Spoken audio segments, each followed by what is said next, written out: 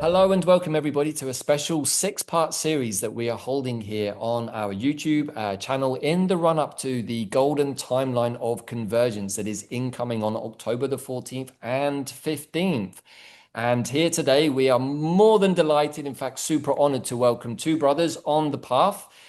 We have Ruben Llinas from Colombia, kin number 113. It turns out that we share a birthday and a glyph, so welcome, brother. That's an absolute pleasure. And Mikauk, who's kin number 126, which is a world-bridging kin number. So welcome, boys. Lovely to have you on the show. Today we are going to be basically discussing a number of different things, but you've given us the nice title here of Uniting the World in Resonance, a global invitation to synchronize as part of our series of a timeline to convergence. So delighted to welcome you both to the show. Hello.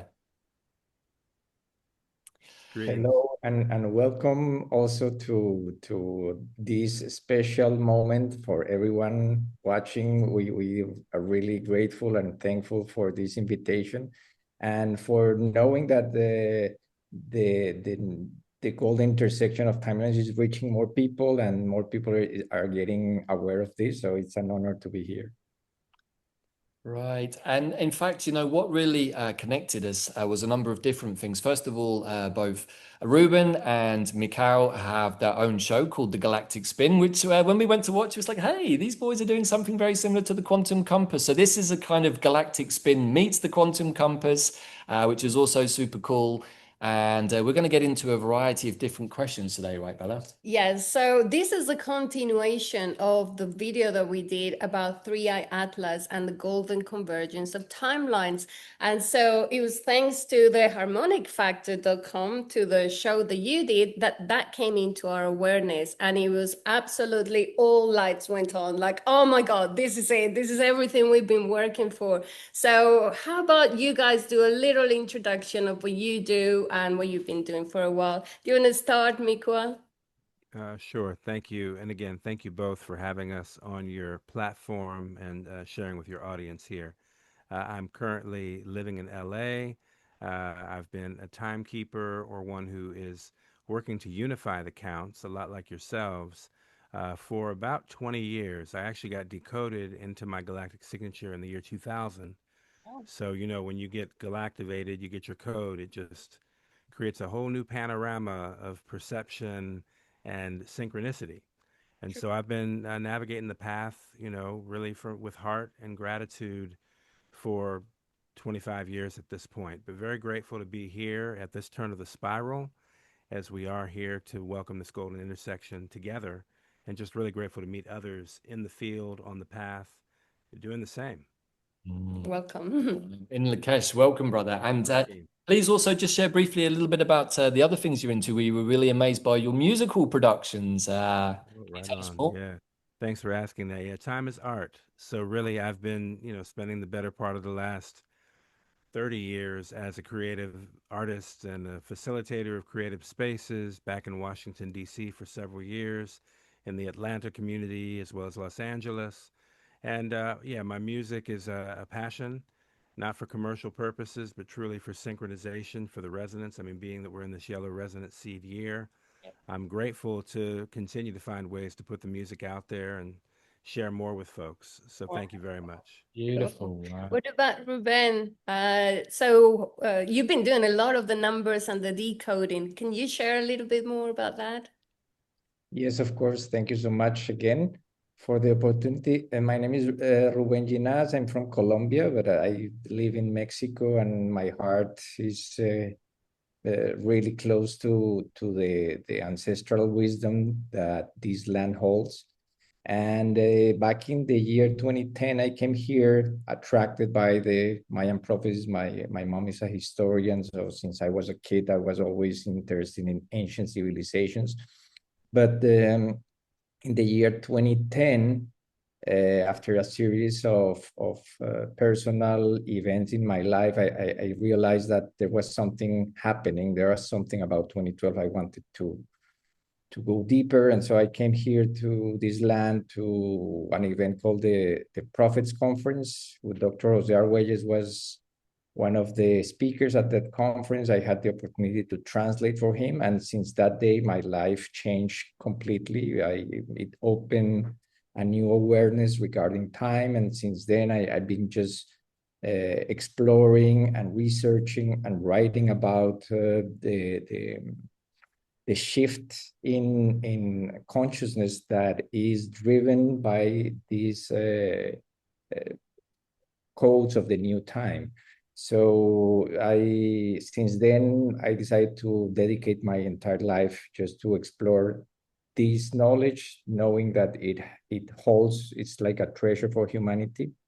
And we want to share that treasure with everyone else. We have been working close to the source of this information, which is the Foundation for the Law of Time. For a few years, I was the director for the Banner of Peace Council of the Foundation. I designed the 13-moon 28-day almanac that they currently have in different countries. And in that process, I got in love with this knowledge, and I just wanted to keep sharing it. So when we crossed paths with Makua in the year 2016, knowing that he was in Washington, D.C., which is the place where a lot of the decision-making takes place in the world, we decided to start collaborating, really to bring this information to the next level. To really go to places like the United Nations and remind them that there is another story happening behind the narratives that we see in the media.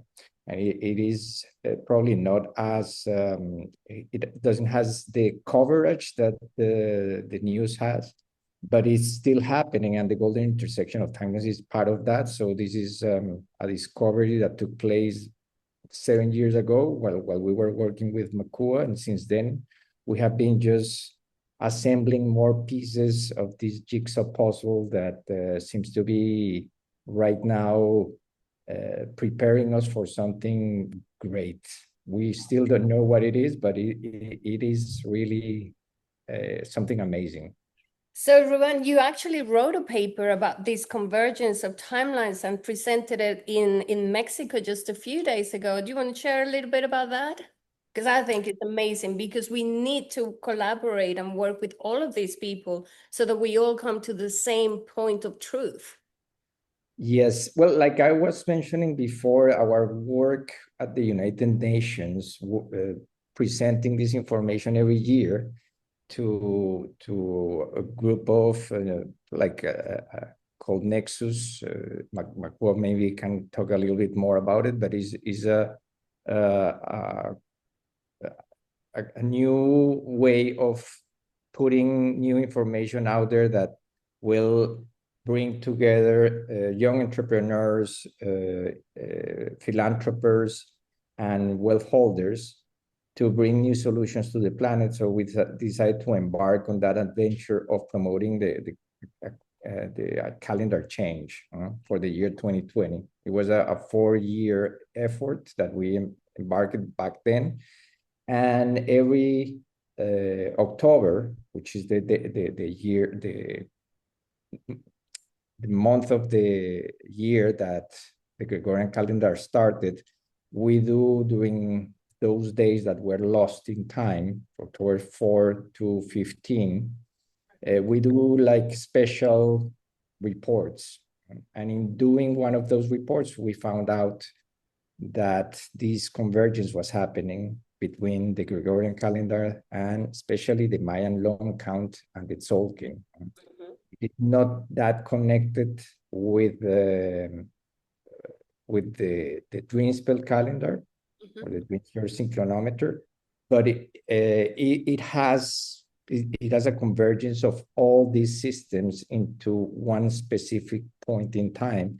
So we wanted to bring that same awareness here in Mexico City to the institutions, because that's what we have been doing, just put these institutions on notice that there is a different story happening, and that as the keepers of this wisdom, especially the Institute of National Anthropology and History, the INA, they are in charge of really stewarding all the treasures from ancient cultures in here in Mesoamerica.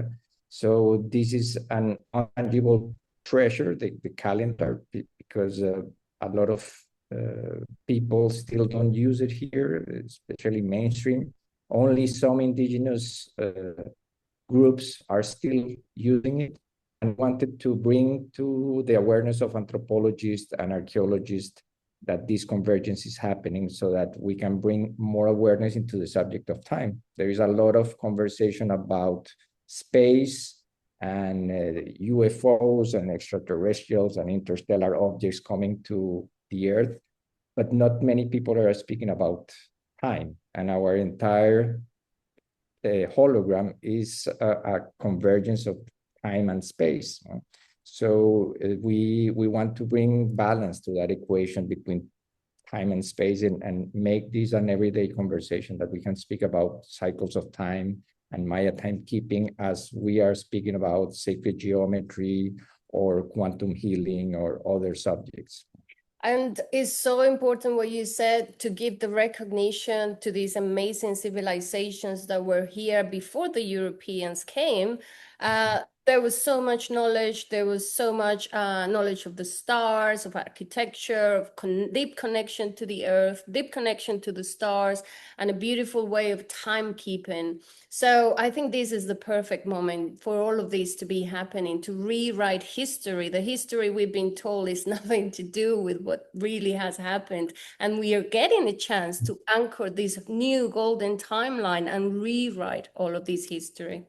Yeah, in fact, when we were putting together our sort of Mayan Time and Magic course at the beginning of last year, where we sort of explained how to work with the calendar, we also did a series of deep dives into what we perceive to be timeline hacks, and we covered all of the different interesting ones, including the missing days from Pope Gregory. We went into the Greenwich Mean Time, which I happened to be born pretty much next to in South London, which I also thought was interesting, being a Skywalker. I went to university in Greenwich. She went to the same university, and you know, like yourself, brother Ruben, my father was also an archaeologist, and he actually worked on various marine archaeology for Greenwich Maritime Museum. So he literally worked next door, which is why I was born there. So there's a lot of interesting links here, and you know, the more that we explored time from the perspective of Greenwich Mean Time and Pope Gregory and Julius Caesar and the conquest of the Americas, the more we realize that this is really just hogwash. This has all been made up.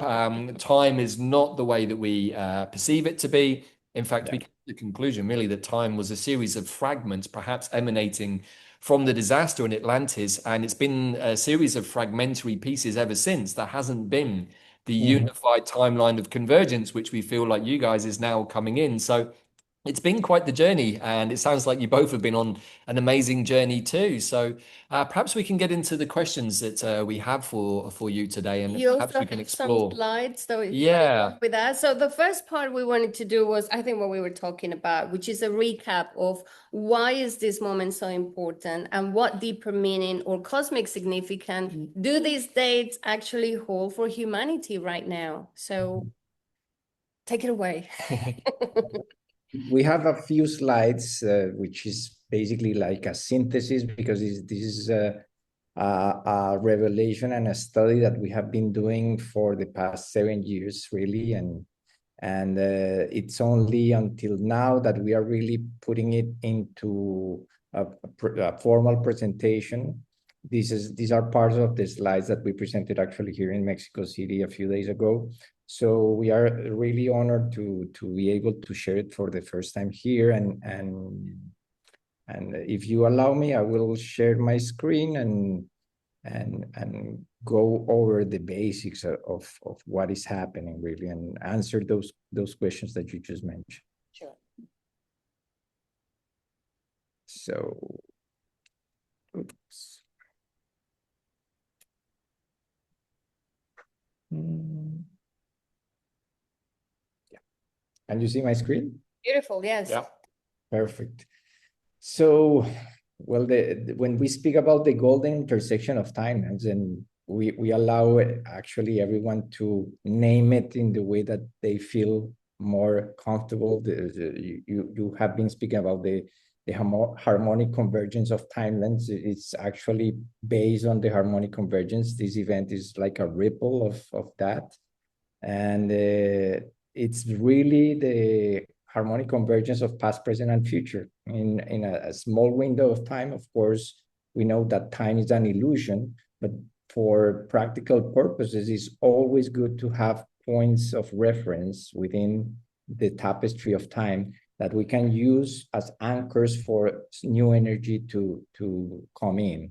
And of course, honoring the path of the ancestors and those who came before us is very important. And this is basically a convergence not only of the Gregorian calendar, which is arriving to this, what we see here on screen is the golden number 161803. That's the number of days that we will complete of measuring time through this device called the Gregorian calendar, which is basically a tool for mind control that has been instituted for 443 years to that day.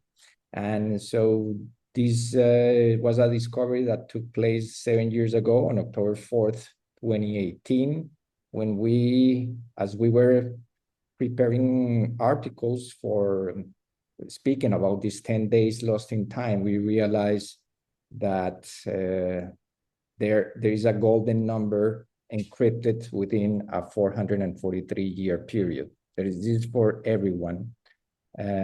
So it doesn't matter which calendar you use, 443 years or solar years have that amount of days, including the leap days, including all these irregularities of the Gregorian calendar.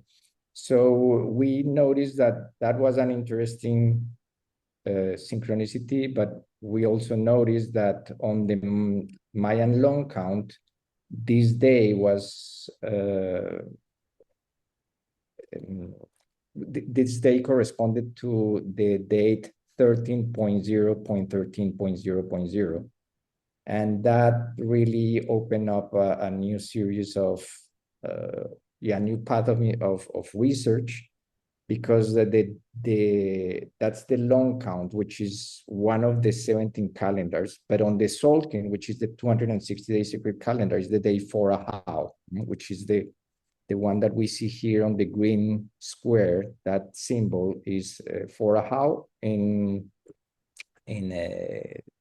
English would be for sun, which is the last of the 20th of the 20 solar seals or nawals that the sacred calendar has. So the convergence of these synchronicities really led us to this path that we are right now exploring. And basically, if we will have to define the golden intersection of timelines, we will have to say that in a nutshell is an unprecedented calendar synchronization between the long count, the Solkin, and the Gregorian calendar. It is coordinated by the golden ratio. It has a unique and unrepeatable character. It will never happen again. And presentation one slide. And this also is the opportunity to explore and see the convergence of past, present, and future, which we seldomly speak about, because this is happening at a key historic moment for humanity. And what we see here is basically the 13 Bactun map of recorded history. I don't know, Makua, do you want to jump in right here and tell us a little bit about what this map is for people who are not familiar with this? Sure thing. So this map appears in Dr. Arguelles's book, The Mayan Factor, initially. And we use this map to show, as you can see, the highlighted Baktun, the 13th Baktun, or 144,000 day sequence that completed December 21st, 2012. We know that that sequence began as well in the year 1618. And in those numbers, you also find the phi ratio, 1618. And so, again, another expression of that underlying harmony that we see woven throughout calendar systems, timelines, etc. So, another expression of that. And when this Baktun cycle completed, it was considered the closing of the cycle. A lot of misinterpretation was promoted around the world around that time, that this was turned into some end of the world scenario, though, if anything, it was a major transformation in consciousness. That's what it indicated. So surely that's going to look destructive to some, while it's going to also speak to the emergent frequencies coming to maturity on the planet through people that we see in communities like those gathered here together, and other wonderful emergences that have been happening since then. Let's bear in mind as well, this Baktun map points to 2012, whereas we are nearly 13 years since that time right now. So if we reflect on that, then we get a greater sense, I think, of the acceleration and the sort of mutation, perhaps, that we have been experiencing. And other lenses invariably will play into this as well, including gene keys or things like this. And Yeah. Mikauk, we've been talking a lot in our channel about how this is the moment, like from 2012, how many of us went deeply into our spiritual work, inner work, shadow work, working with the land, working with other people. How many of us got activated? And what I've been feeling for the last few weeks is that many of us may have even incarnated at this moment to see this process through, so we can actually anchor that golden timeline. Without a doubt. I mean, everything, the more that we track these timelines, it just appears there's clearly a higher order of purpose. Yeah. And that's what, for example, people learning their galactic signature, their coordinate, is to get an insight into their unique core purpose. And we encourage people to do that. They don't have to go as far and as wide as maybe we've taken it, though they can certainly get a good idea and a reflection for themselves on their purpose. As you say, perhaps they were born here with that purpose already coded in them. So part of getting decoded is having that awareness, that essence realized or released consciously to the person getting decoded. So yeah, absolutely. Everything is Question a for you, divine order. Mikauk, on that. We talked about this before we hit record, but do you perceive, same way that maybe we do, that when you have your glyph reading, your oracle reading, your activation, that it actually does activate those codes within you, even if they were there before, but they just weren't recognized or they're unconscious? Do you feel that they have the effect of then getting activated and allowing you to experience your true essence more consciously? I would say absolutely. From personal experience, that was my experience. And then prior to that, there's recording of Lloydine Arguelles or Lloydine Burris actually speaking about the activation that happens when one is given their galactic signature. And she speaks about it. I don't know the exact recording. It might be on our channel. But in any case, she speaks about that in a description of the dream spell game and the game board that she and Jose at that time were just introducing. And she says that the dream spell itself is a gift from the Galactic Federation. And so that when somebody does receive their code, it activates them on that frequency level. It's an introduction to themselves, and it's up to them at that point to engage or not. And that's fine. And, everything is in order anyway. So whatever they choose is already meant. Yes. Yeah. And I would like to add also that it is a way to connect with our fourth dimensional self, which is called the holon. And basically this reality that we call third dimension is really one layer of many dimensions. So in the same way that we have all here our bodies and third dimensional bodies and personalities, there is a version of us that is in the fourth dimension, which is called our holon. And when we become aware of that, holon, which is our galactic signature, our cells start like this process of remembering and connecting to the deeper layers of the fabric within the fabric of time. So it's a sort of rebirth that takes place when we get our galactic signature. And speaking about that, we know that the Solkin is a sacred count of 260 days. And what we see here, and which was kind of the breakthrough from the Mayan factor, this is the map, page 116 and 117 from the Mayan factor, is that it is fractal in nature. So in the same way that it takes 260 days to create a new human being in the womb, what we see here is a map of 260 generations. In Mayan long count terms, they are called katuns, cycles of about 20 years, 70 to 100 days really, each. And basically this fractal template goes from the year 3113 BC to the year 2012. So in the same way that it takes 260 days to create a new human being, it creates 260 generations of human beings to create a new species. So basically, since 2012, we are in that process of being reborn as a species. And basically, if we apply the fractal qualities of this map, since 2012, we are back to King 1, and we will be on King 1 for 20 years, approximately from 2012 to 2032.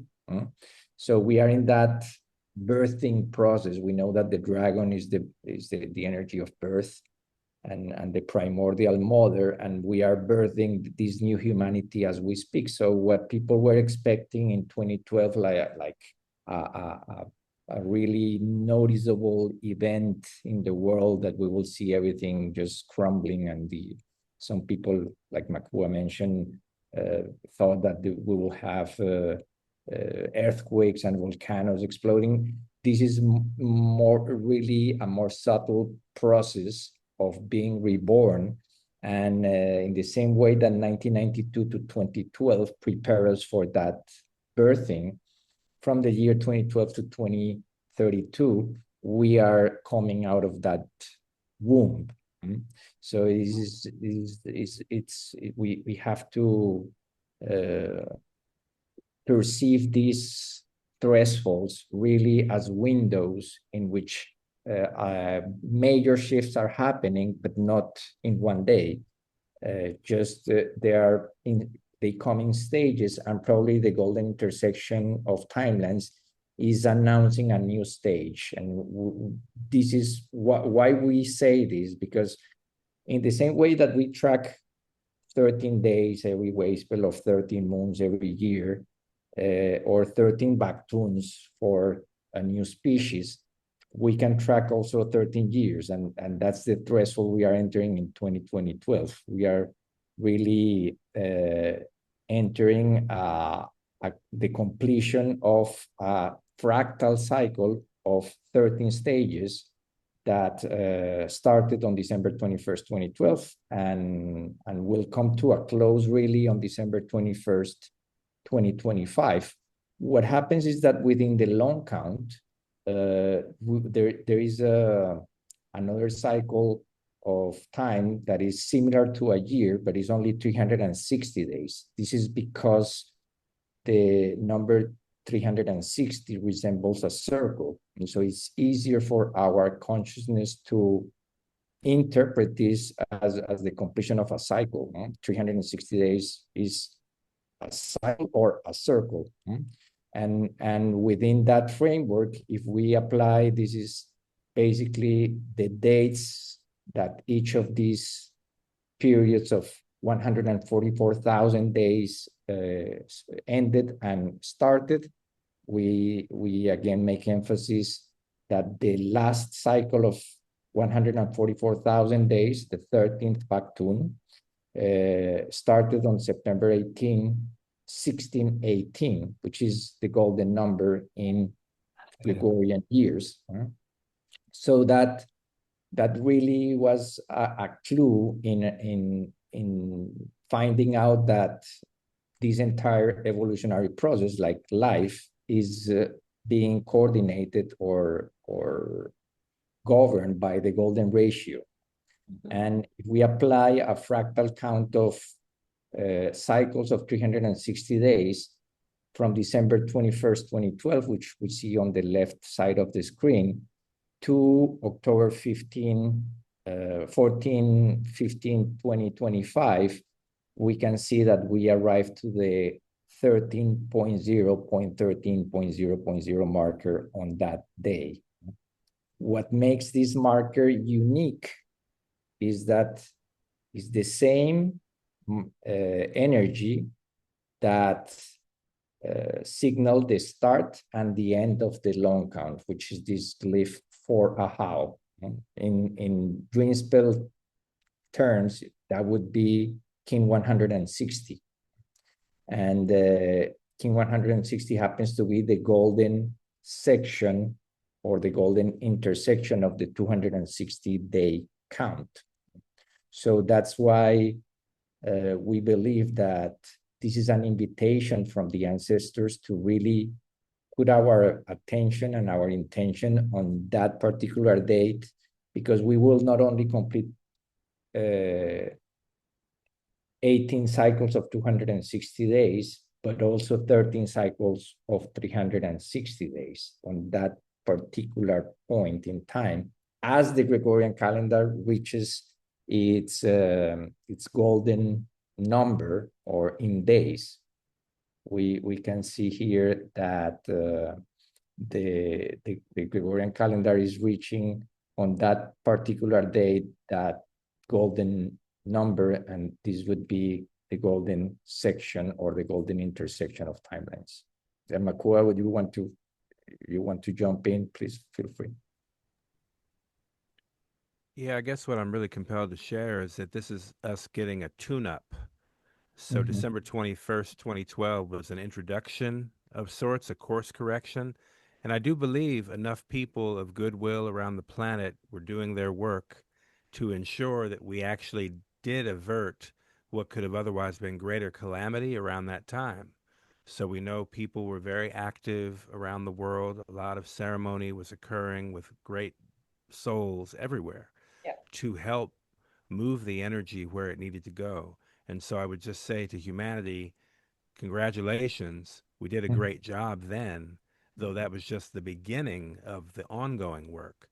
So just like you got to go tune up your car every so often, we also have to collectively tune up in spite of ourselves. Many times I say on the channel that we're like tuning forks. We just need to kind of attune ourselves to the right frequency, which is the 1320. Or as a matter of fact, we've been talking about the 13 as being the number of the great goddess of the sacred feminine energy that is like the great womb from where we all come from, and it had been removed in the 1600s, especially when they brought all of this technology and new calendars and removed that number 13, which is our key, the key to our evolution and to opening and expanding our consciousness. I love that we reset to 1313 exactly on October 14th coming up. Of course, it's also 13 years since 2012, which I think is also important in the cycle. And I kind of feel that maybe 2012 offered up two different, to me, it seems that some of us have been living on a different parallel timeline, or that a parallel timeline was created in 2012 to take us off the Armageddon disaster timeline as originally prophesized on to the new Earth ascension timeline. And I think that's partly because many of us were only just waking up 2010, 2012, 2013. And so we had to go on this accelerated journey for the last 13 years to be ready and tuned in for what is coming in 2025. Yes, 100%. yes, and one of the reasons we started back in 2020 the harmonic factor, and using the number 13 as part of our identity, is because that number is on the Fibonacci spiral, or the golden spiral of creation. Mhm. And the creation goes through number 13 when it completes 7 stages within that spiral. So basically, since 7 is the number of creation, and we have 7 musical notes and 7 colors of the rainbow, that's the way that we interpret the third dimensional frequency. We also have 13 stages within any process to complete a cycle of creation. So here the numbers are really important because the number 7 is at the heart of 13. So when we complete 13 cycles of, it could be 13 days, 13 months, 13 years, we are stepping into that 7th step of the spiral. So we are completing a cycle of creation. And that's what makes this window so special, because basically from October 14, 15, 2025 to December 21st, 2025, we are entering into a very heightened window of opportunity to shift the script and to really step into the next level of creation as a collective, as humanity. And isn't it amazing that Atlas is crossing and is getting close to us as we close all of those? I mean, it couldn't be more perfect. And the Mayan did say, when you look at the sky and see the signs, that's when everything is going to change. Time is going to change and civilization is going to change. So we are getting closer. Yes, and we were speaking actually in one of the episodes, recent episodes of the Galactic Spin, that because we have been covering this interstellar object, that it seems that is going to approach closest to the sun around the end of October and closest to the Earth around the end of December.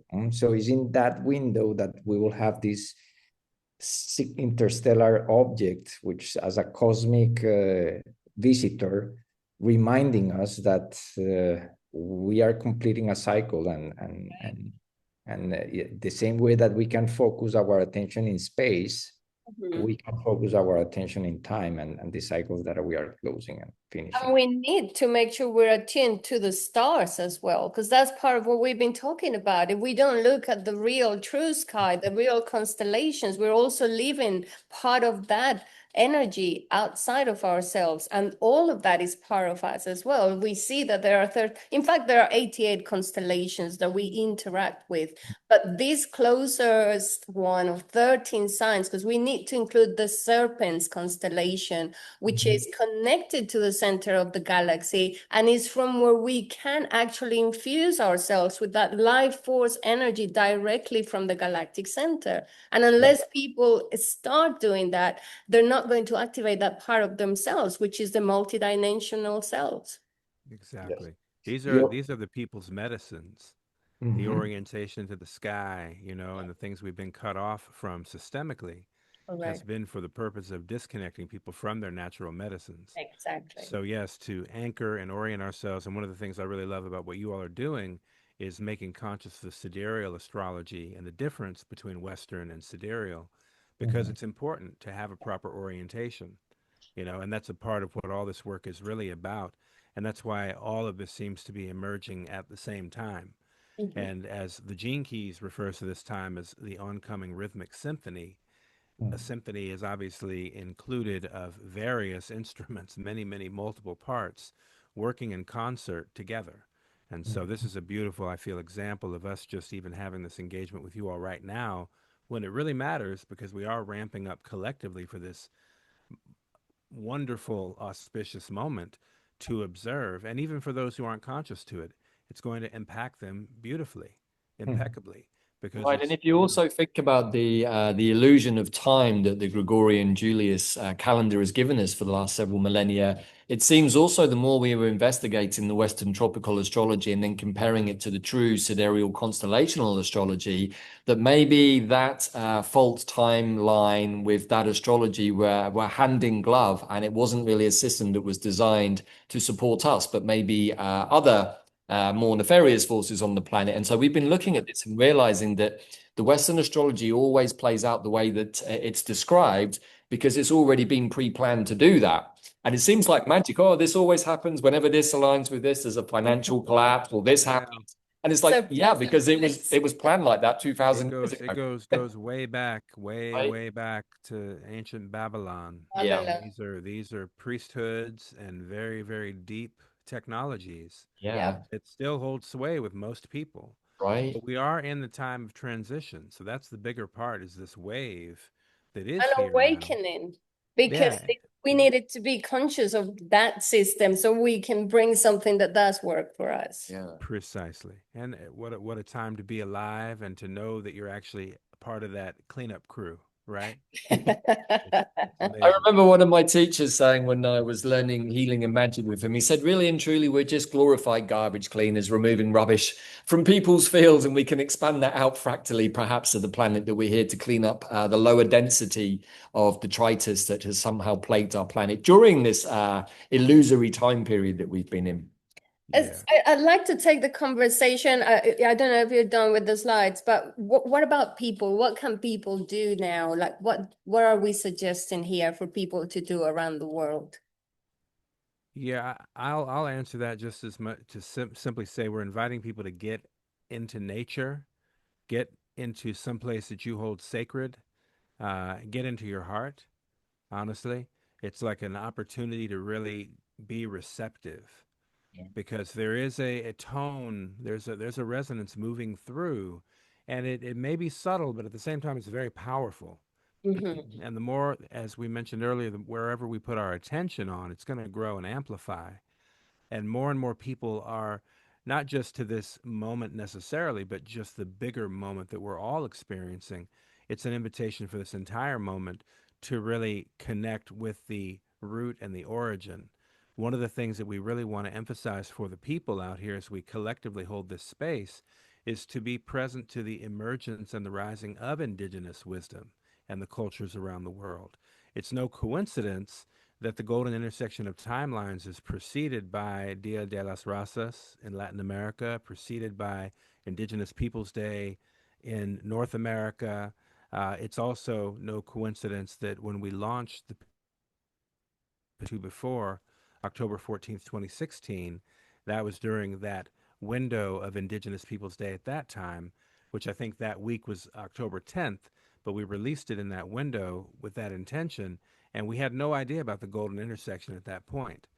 So just to know that we want to really be in the heart, connected to nature. Again, this is being a similar wave as to the harmonic convergence that precedes it when those, various energy, well, I'll say 144,000 solar warriors went to the various locations around the world. And this is before the internet. This is before social media or Instagram. But 144,000, I think a million ended up. It was like some large number, well beyond the call.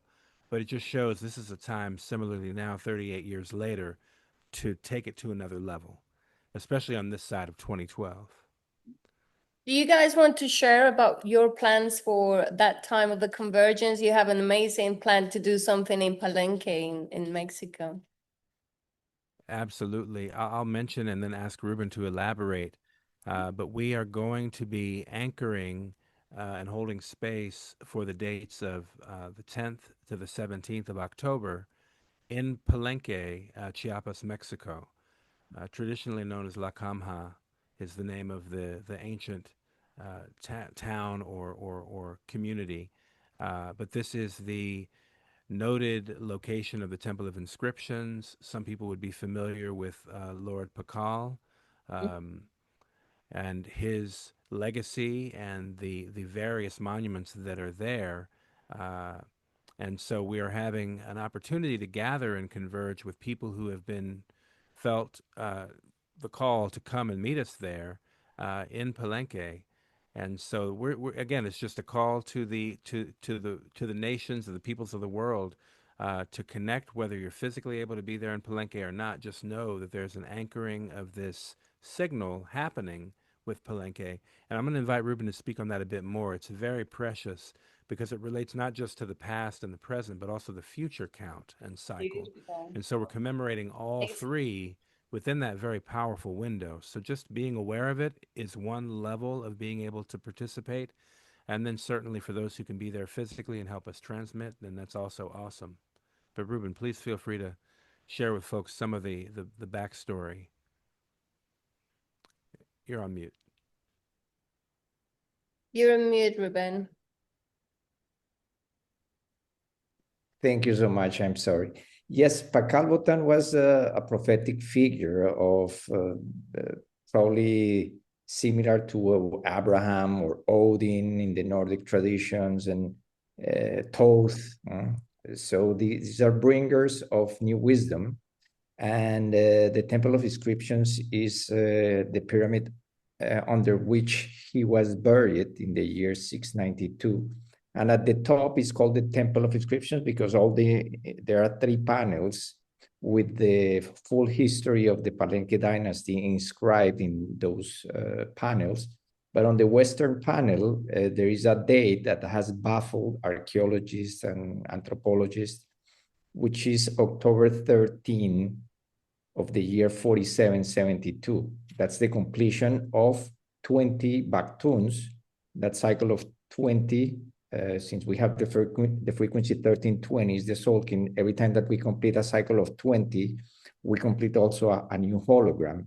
And that hologram within the Mayan long count is called Pictun. So the October 13, 4772 is recorded in stone on the west panel as the future date of the closing of the 20th Baktun. That means that October 14th of 4772, exactly, I think it's 2,747 years in the future, this date of October 14 will mark the start of Baktun 21. Knowing that in the golden spiral, the next number that follows number 13 is number 21. And in the same temple, the next day that comes on the west panel is the return of Pakalbotan on the 8th day, another Fibonacci number, of the Baktun 21. This is going to be the long count date 1.0.0.0.0.0.8, and that will correspond to October 21 again, the number 21. So the connection with the future is also clear and recorded in Palenque by those who left us these clues so that we can orient ourselves during this time in the same way that they foresaw that in the future, when we complete these important markers, they knew that each Baktun is a morphogenetic field of mapping the stages of evolution. So they knew that it was important to leave that record so that we understand there is a new consciousness emerging during those important markers. So in the same way that we mentioned before, that we completed in December 21st, 2012, 13 cycles of evolution of 144,000 days. We know that number 144 is also on that golden spiral. So we have here a really strong combinations of numbers that are within that spiral. The number 13, number 21, and also the number 144, but in this case, 144,000. So the question is, are we coming back for that one? We need to organize a bigger one for that. yeah, I think we came from there. We came from there to fix this one to make sure we make it there. Yes. First Probably. correction. Exacto. You know, one of the things that we've been intrigued by during this particular spin of the Zolkin, because we feel this energy that's incoming of the convergence, and we were feeling it for some time as we were exploring the 13 clear days of the Palenque Quetzalcoatl prophecy. And as you were talking about Palenque there, Ruben, I had the thought, I was like, oh, I wonder if Palenque is another emanation of Toph. With a different avatar and a different timeline, because we perceive the same beings reincarnate and just wear a different face in different timelines. And of course, there is evidence to support the fact that Toph came to the Mesoamerican peoples in one of those avatar And that faces. one of the aspects of Thoth is Quetzalcoatl. Yeah, exactly. Do you have anything to say on that, either of you, just as an aside? Because it's something that's caught our attention this year, because we believe that we're in, maybe the cycle always plays out every spin of the Zolkin, but it seems more prophetic for this particular spin. What do you think? Yes, well, I'm just going to say two things. One is that the Thoth is also like the same energy in the Nordic tradition as Odin, and another name for Odin in the Nordic tradition is Wotan, with not with a V, but with a double V. So it seems like it was this same character, or his consciousness at least, that visited different places on Earth. We know that after the fall of Atlantis, there were certain priesthoods of wise men that could transcend the limits of space and time, and that have ways to emerge from different places through portals, through ancient technologies that we certainly are only starting to learn about. But it really feels like this is the same type of wisdom that these beings like Thoth or Odin or Merlin in the tradition of the British Islands brought to their people. I don't know, Makua, if you want to add any. Yeah, I mean, it definitely seems that there is a consciousness stream that is consistent, and it shows up across all the cultures, and we give different names to it, right? Or that we comprehend or that are ascribed. Yeah, so I mean, one thing that does occur to me is the uh, the fact that Pakal, according to some narratives, is to be in 104,000 tune samadhi.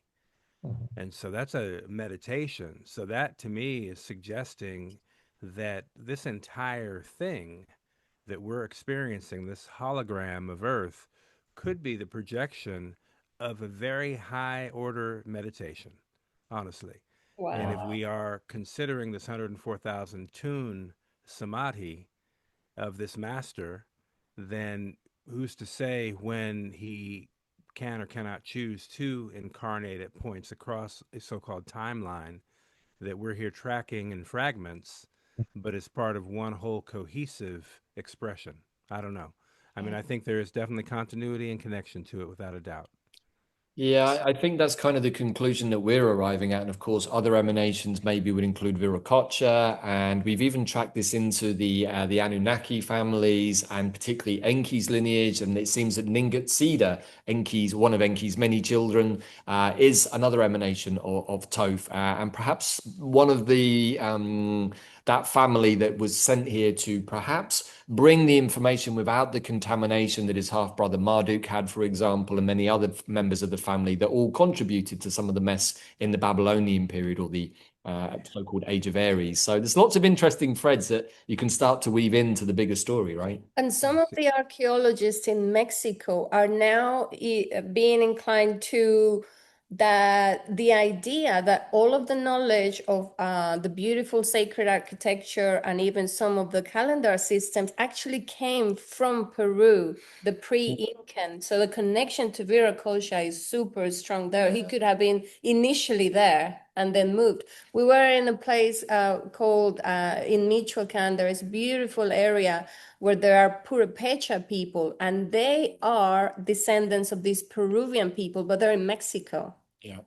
There is story, they have pyramids. We went to visit some beautiful pyramids, and that culture hasn't been studied enough. And I think it's absolutely key to see that connection, that kind of seeding from Peru into Mexico and then many other cultures. In fact, in some of the images that were supposedly painted by the conquistadors at the time that they came to the Americas, very interesting stories about the Puripechas' interaction with the conquistadors. But in essence, what we observed in some of the paintings was many, many more pyramids in those paintings than currently are around the Pátzcuaro Lake region than we currently see. And there are still some interesting pyramids and other places there. But recently, archaeologists have discovered a much bigger civilization, still undercover under the plants and trees. And somewhere in the history of the Puripecha, as Bella's just said, they supposedly emigrated from Peru, and the date that's been given for that is around 900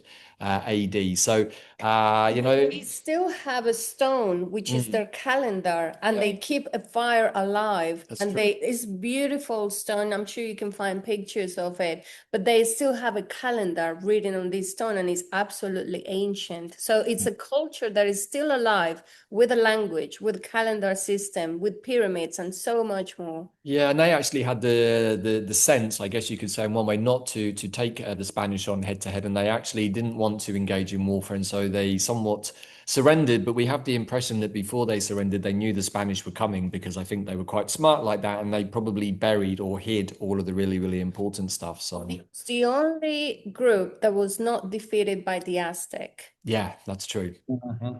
As in itself is amazing, and they were super developed in many of the things they were doing in art. And what is the name of all of these beautiful pottery and ceramics, and they were also quite a fierce tribe. They were also neighbored by the Chichimecas next door, who were also quite fierce. But in that fierceness was the strength to keep the Aztecas at arm's length. So they're obviously a very powerful culture, and you see them today, and there are still bits and pieces of the culture, but it's largely been Catholicized, like many of the indigenous tribes in Mexico. And so the information that they receive from their ancestors in the present moment is very, very fragmentary and full of Christian ideas and iconography. So it's a little confused, but still in the essence is there, but you have to kind of dig for it.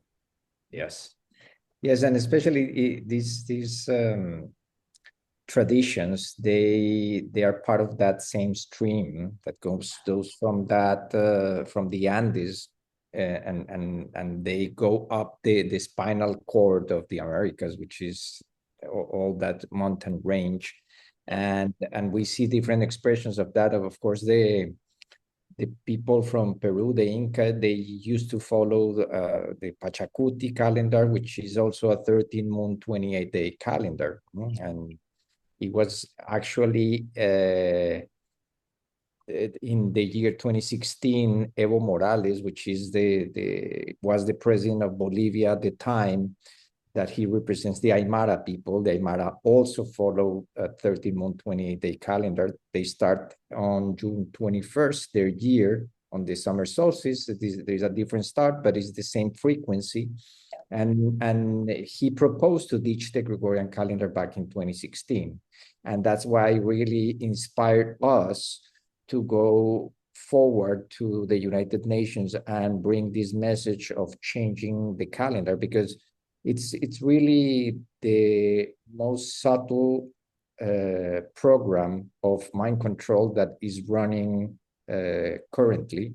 And the more we can break that spell and really be able to reconnect with the original frequency, the more we will be able to remember how we do it and why we are doing it. Let's remind people that beautiful slogan from Arguelles: who controls your time controls your mind. And this is part of the big mission that we all have here. Let's be sovereign. Let's bring back the 13, which is being in the cycles of the moon, being in the cycles of the stars, and bringing back what is natural. Yes. Did you One have more slides there, Ruben, or Yeah, well, I have like a couple more kind of to wrap it up. Really, it's we have basically 5 cycles converging. We only mentioned the most important ones, but this is a good opportunity to really make them conscious. So on October 14, 15, we have the Maya long count. Again, we are connecting not only with the start of the 20 Bactuns, but with the end of the 20 Bactun cycles of 144,000 days. We are also, the other cycle that is converging is the Gregorian year cycle, 443 years, equivalent to 1 golden number cycle. We have within the Maya long count, the convergence of the 360-day cycles. We have also on the Solkin, the convergence of the 260-day cycle. Let's remember again, the start and the end of the long count of the 13 Bactun count was that day for Ahau is the same day keeper for this important moment. And the last one, which is less famous, is the 13-month 28-day synchronometer. Jose Arguelles back in the year 2010 started a count called the cycle of the return of sacred power. And these were cycles of 144 days, another Fibonacci number. And on that day, we will complete 38 cycles of 144 days since the beginning of this count, and 31 cycles of 144 days since galactic synchronization, which was July 26, 2013, was the midpoint of a 52-year cycle that goes from 1987 to the year 2039, which corresponds to the new Sirius chronology or the new Sirius cycle. Let's remember that every 52 years, the solar year synchronizes with the Solkin. So the cycle of 365 days and the cycle of 260 days, they synchronize every 52 years. So within that framework, these cycles of 144 days are really important because the last day of cycle 52, it's going to be actually Earth Day of the year 2031, April 22nd, 2031, which happens to be the day that the prophecy of the 13 heavens and 9 hells enter into its 9 hell or 9 underworld stage with the arrival of Hernan Cortés to the coast of Veracruz on April 22nd, 1519. So basically, this prophetic cycle, which Jose was tracking as a way to really reharmonize our minds with this frequency, 144 is a sacred number, is the only number within the golden spiral that is a square. No other number, if we keep extending the spiral to the infinite, is a square number. Only the number 0 and the number 1 are also square, and the number 144 is 12 by 12. So it's probably the reason that the Maya were measuring this cycle of 144,000 days. Let's remember also that in one day, we have 1,440 minutes. Oh. So it's, and I think it's the speed of light in the vacuum is 144,000 kilometers per second, something like that. I don't know the exact measure, but it is connected to the frequency of light. It is connected to the frequency of time. And that's why the fact that we are also closing on that day a cycle of 144 days, it is like a little extra point, giving us a strong sense that something very special is about to take place. And the last one is also like This is another way of looking at this, like nested cycles, like the cycles of 144,000 days, the cycles of 443 years, the cycle of 360 days nested within cycle of 260 days, and finally the cycles of 144 days right at the center of this convergence. So there's 5 cycles really converging on that special point in time, October 14, 15. And as a special note, the 2 bookends of this cycle of 161,803 days correspond to the birth of the 2 avatars, or the 2 emissaries of the Banner of Peace, which is Elena Roerich. She was born on a solar dog day, which happens to be the same day that the Gregorian calendar started. And the last day of this cycle would be Kin 204, the yellow solar seed, which happens to be the galactic signature of Nicholas Roerich. And they were both emissaries of the Banner of Peace. So that's why we want to honor their legacy by inviting people to really connect with the symbol during those days. It's like we would say it's similar to what we do on a day out of time, which is to celebrate peace through culture. That's what it's really happening. And it's an opportunity to do any sort of creative endeavor. It could be poetry, it could be dance, it could be writing, it could be theater. Whatever you feel inspired to create on that day is like a special moment to allow your soul to speak.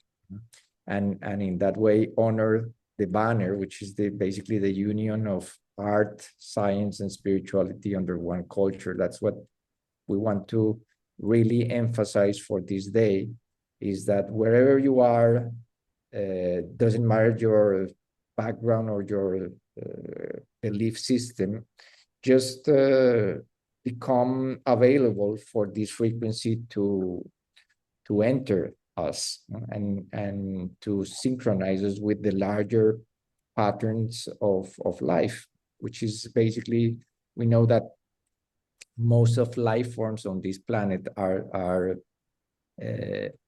synchronized or orchestrated by the golden ratio. So this is a really unique opportunity to make conscious this beauty that is embedded in every cell of our bodies, in our DNA, in the proportions of the human body, the human temple.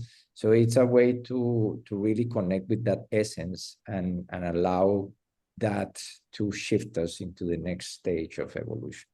Beautifully said, Ruben. I like to add one more thing to that, besides peace and art and that harmony, is forgiveness. Many of us are hang on resentment, regrets, guilt, quite a few of those things. And what I've noticed, or we've noticed in our tribe, is that many things are coming up for resolution from their lives, from even past timelines. And do pay attention to those things and come to a place of release, of forgiveness, of putting the attention there, but with the intention of transmuting and transforming all of that, because this is the moment to do it. So don't leave it there, like I'll deal with that later. It is about a personal place of coming into your heart and forgiving yourself. I say it from personal experience, like all of those memories that keep on coming back and you feel like, oh, I shouldn't have done that. Why did I do this? This is the moment to release all of those, because we need to walk through this portal with a light heart, like the Egyptian goddess, you know, Mad, when you come to the place where the balance with the feather on your heart, you want to be in the lightest place possible, without those resentments or guilt or all of those things that we need, or judgments as well. I think that as we're in this Scorpion lunar moon of challenge and polarity, I think that's really important that we go to a more non-dual place of unconditional love and compassion, even for the mafia bosses, the gangsters, the ones who've done all of this, because they're also working really for all it is, for great spirits. They just had to provide the other end of the seesaw.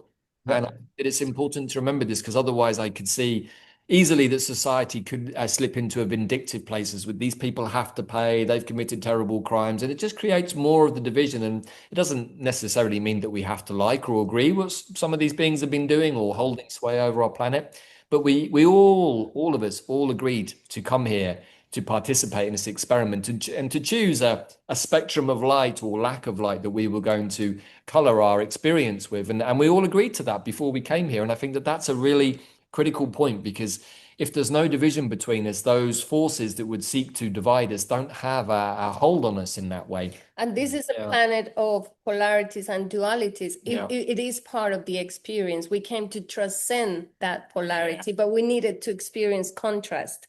But we've learned lots of lessons, I'm sure. And I think this is the moment where we can kind of come into a point of singularity and raise to the next octave, I hope. Right. And for those of our audience out there, Nicholas Roerish is an incredible character. I've read a lot when I was up in the Himalayas on Nicholas Roerish, because he went to Tibet, discovered Shambhala, a very, very interesting time frame that he inhabited during the long game that was being played out in particularly Tibet and the Himalayas by various world powers. But I didn't know anything about his wife. And I also see that the badge there with underneath their pictures is very similar to the Triskel, which is also somewhat another representation of the Antakarana as depicted on the flag of the Isle of Man. So there's, this is the interconnected web of life, the fractal nature of the universe. It doesn't matter which angle you come in at it from, you're always going to find the same correlations in a coherent universe.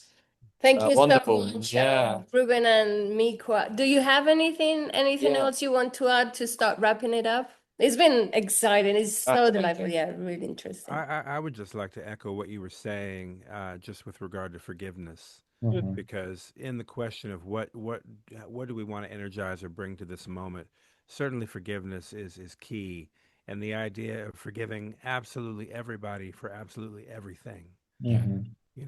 Starting with ourselves, we're really especially with ourselves, because there's really only one of us here. That's right. And is that person even really here or somewhere else? Exactly. Then there's that. Yes. But in any case, thank you so much for just allowing us the opportunity to share with you and your audience the essence of this moment, this golden opportunity for all of us. And so we look forward to your website as well. Yeah. Of course. Ruben, do you have a slide for that, maybe to put that on the screen? This is, you can find more at theharmonicfactor.com. We have also a blog on Medium. In social media, you can find us as Harmonic Convergence 2028. And in Instagram, we are as The Harmonic Factor, at The Harmonic Factor, or at Golden Intersection also. And you guys have created a free calendar, or do you have anything? You've created a 13 moon calendar? Yes, we created like let's say that a new version that includes fractal counts of time, including not only the 13 moon count, but also, since we have 52 weeks or heptads in 1 year, every season of the year, we have 4 seasons of 13 heptads or 13 weeks each. So since we are tracking these fractal holograms, every 52 weeks, we complete 1 castle of the Solkin. That way, every 5 years, we complete 260 weeks. So we can assign 1 kin to each of the weeks and have like a little extra aspect of that, or the quality of that year. heptad. And also we extended one of the counts that Jose Arguelles left, which is the expressing the 20 tablets of the law of time, in which every 13 moons we can assign one kin to each of the moons. And in these years, this is the year actually of the wave spell of the red serpent, and it's about life force, and we want to really bring a new sort of life force to this knowledge by making this conscious, by creating like a special almanac for tracking these different levels of the synchronic order, and of course highlighting the golden intersection as a unique opportunity to really connect past, present, and future. Like the banner of peace, also those three circles is the connection of past, present, and future, and celebrate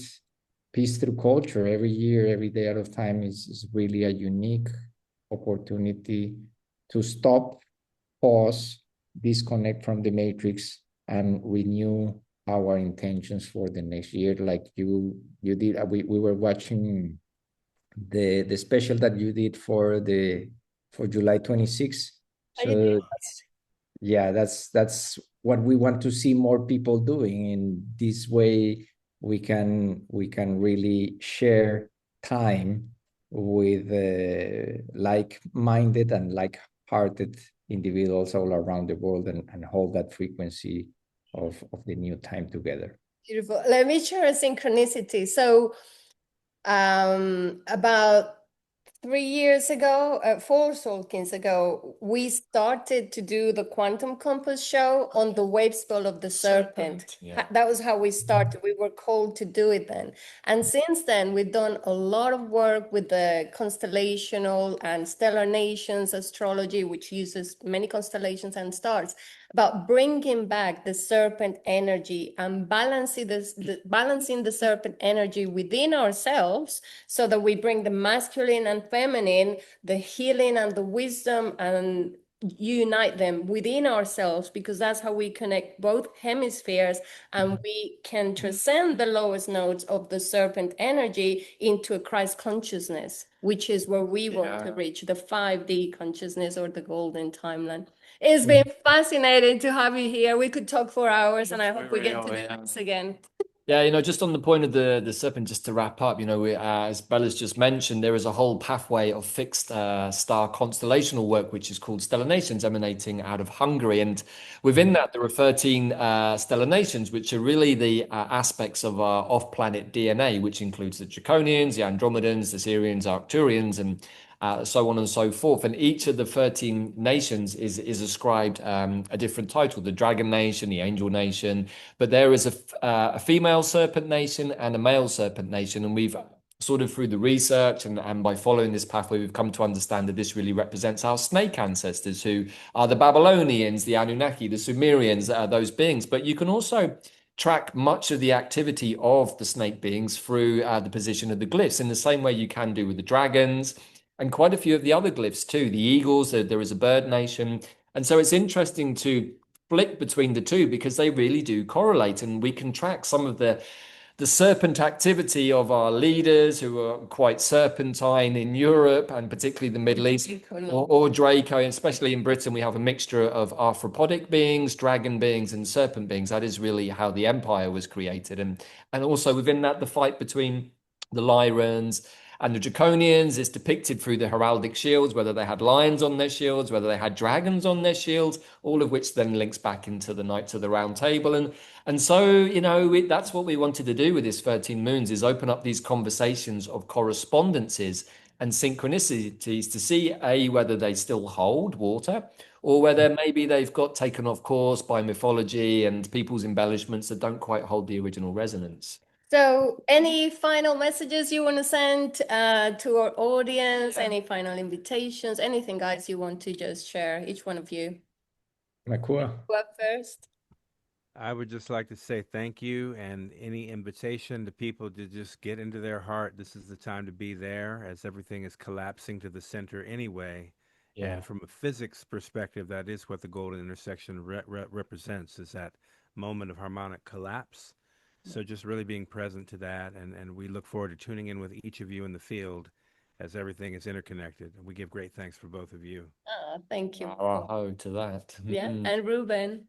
Yes, just again, give thanks to life, to the ancestors for leaving us these clues so that we can navigate this time with grace and ease in the middle of the storm. And give thanks also to everyone paying attention and listening. And as Makua said, is a unique moment to really go inside, to really get into that 0 point. There is a reason why the number 0 in the Mayan notation is the same symbol as the letter phi, which is the golden ratio. So we are really entering that 0 point of consciousness, and this is a unique window to make conscious and make sacred, make art, and through that we can really create something new from within.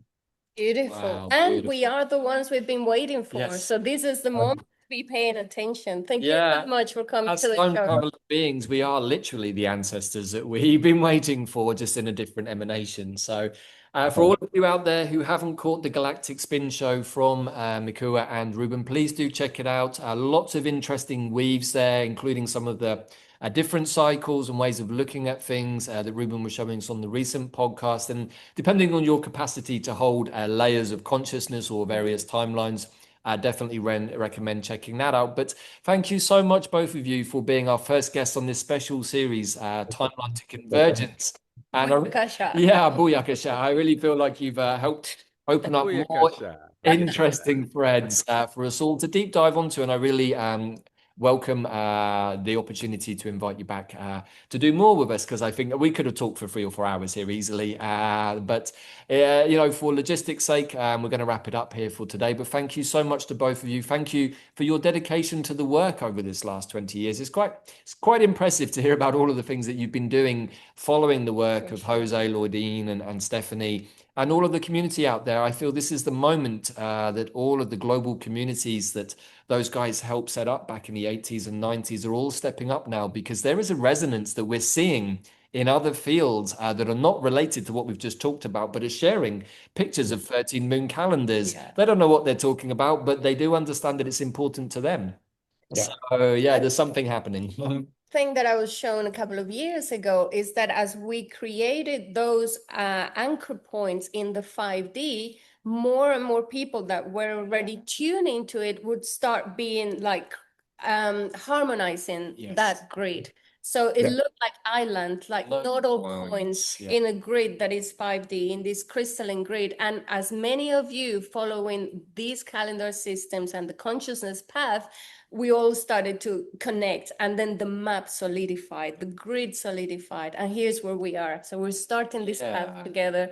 Thank you so much, and we hope to have another conversation very soon. In Thank you. Lakesh. In Lakesh, welcome to the age of coherence, everybody. Welcome See you from all the again sea very soon. in Bye. Lakesh. Bye-bye.